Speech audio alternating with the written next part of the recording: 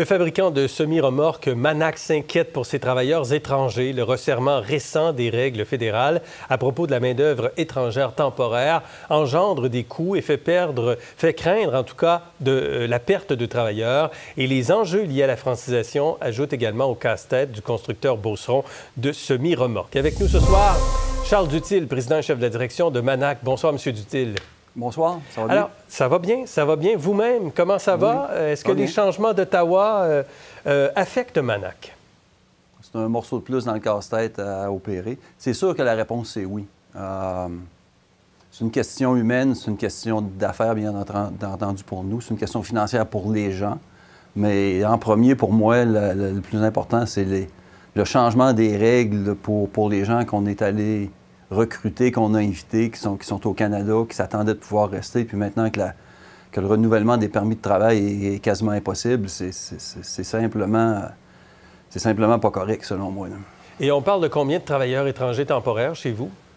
Bon, si je regarde Manac présentement, premièrement, c'est des travailleurs d'origine étrangère. C'est pas vrai que je vais appeler des travailleurs qu'on côtoie dans les dernières années travailleurs étrangers. Ils ont une origine étrangère, mais font partie de la société, font partie de l'entreprise au même titre. Mais ce sont des travailleurs temporaires quand même au Canada?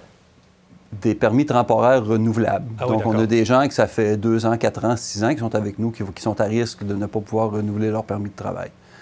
Présentement, Manac, on a à peu près une 130. Si je regarde la région de la Beauce, pas Chaudière-Appalaches, mais vraiment la Beauce, c'est à peu près 2000 travailleurs étrangers, dont la moitié ont leur famille dans la région. OK, mais vous dites 130 travailleurs étrangers chez vous? Oui. C'est ça, sur un total de combien d'employés? Présentement, sur à peu près 1400 employés au total, mais ça inclut peut-être un 200 employés aux États-Unis. OK. Et donc, il y a un impact réel pour vous? Il y a de ces travailleurs qui ne pourront pas rester à votre emploi?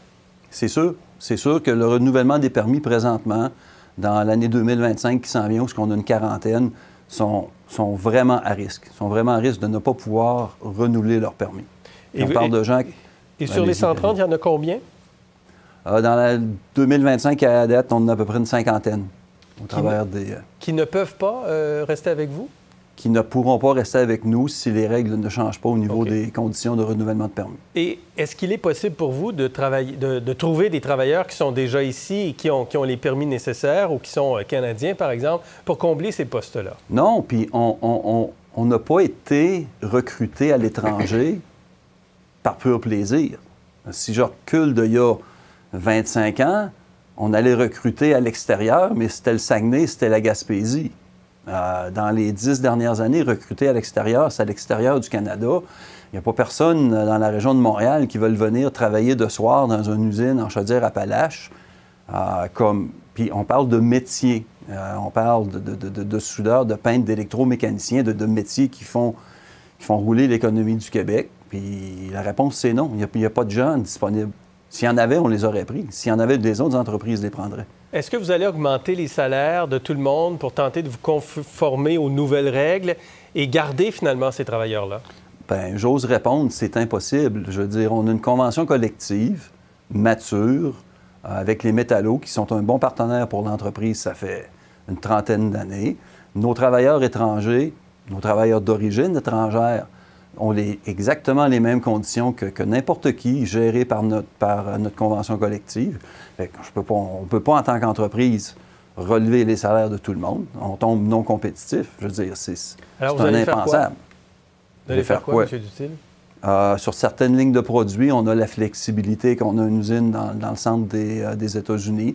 Ça pourrait être une possibilité. Sinon, c'est vraiment difficile de dire quelles sont les alternatives. Malheureusement ou heureusement, notre industrie présentement a un certain ralentissement. La pression est moins importante. Mais si on recule d'il y a 18 mois, c'est pas loin de 200 travailleurs étrangers qu'on avait, qui étaient nettement au-dessus du 10 %. Et en plus de tout cela, il y a les enjeux de francisation. C'est important en Beauce, la francisation des travailleurs. Il y a eu des fermetures de classes de francisation.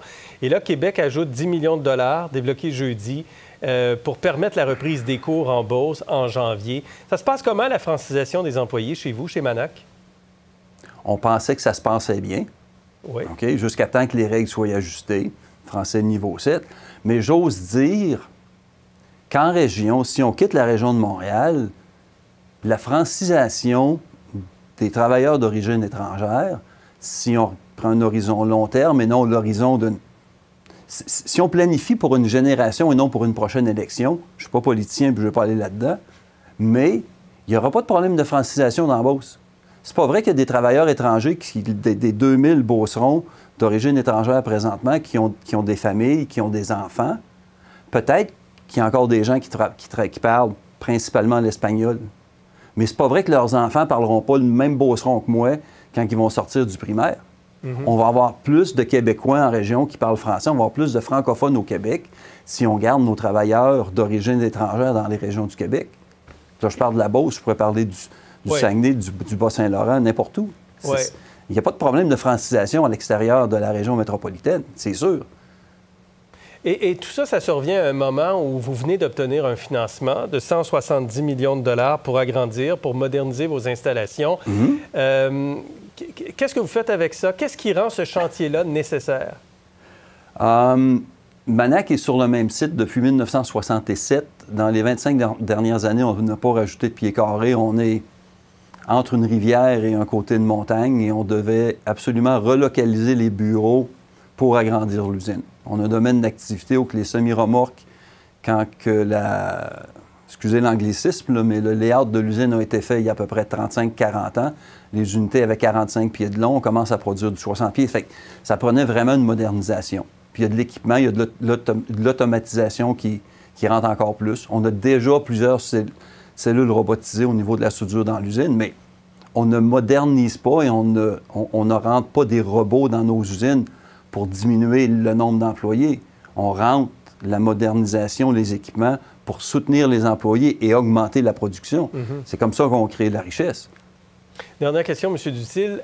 Comment vous entrevoyez l'arrivée de Donald Trump, le retour de Donald Trump à la Maison-Blanche sur vos activités de Manac?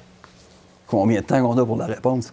À court terme, la réaction de l'économie américaine, et on gardait en tête qu'on opère dans l'industrie du transport, également dans l'industrie des énergies fossiles par une opération qu'on a en Colombie-Britannique, la réaction de nos clients est positive. OK? Le drill, baby drill, là, il est pris au sérieux par plusieurs clients. OK? Donc, court terme, c'est sûr qu'il y a un engouement positif. Le risque des tarifs inquiète tout le monde, incluant Manac. Comment est-ce que notre gouvernement réagit face à l'imposition de tarifs potentiels? C'est l'autre question. Il s'importe beaucoup plus de semi-remorques américaines vers le Canada que nous n'expédions vers les États-Unis. Mais il n'y a pas personne qui gagne une guerre commerciale. Donc, il y a beaucoup de variables. Donc, vous souhaitez une solution, là, à Ottawa. Bien, vous souhaitez que ça marche, là. Je prends pour acquis que n'importe quel citoyen du Canada veut une solution et ne veut pas de guerre commerciale avec les États-Unis. Très bien, M. Duthil. Merci. Merci d'avoir été avec nous ce soir. C'est moi qui vous remercie.